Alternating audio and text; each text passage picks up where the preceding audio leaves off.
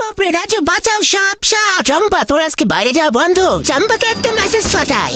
বুঝতে পেরেছি, মুখের চুইংগামটাকে এখন কাজে লাগাতে হবে। এবারে দড়ি বেয়ে বাইরে যাই। এই তো চলে এসেছি।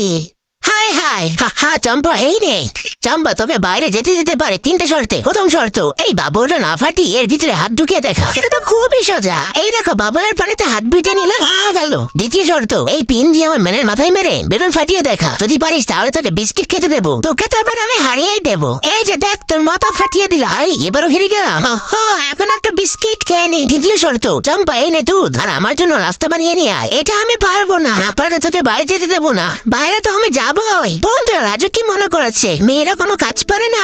বন্ধুরা, আমি রাজুর জন্য নাস্তা বানাতে তোমরা ভিডিওটিতে লাইক করে সাবস্ক্রাইব করে দাও। এই নাও রাজু তোমার নাস্তা। আরে বাহ, দেখে তো আমার জিভে পানি চলে আসলো। তুই এখানে বসে গেল, আমি পাখিটা গেলাম।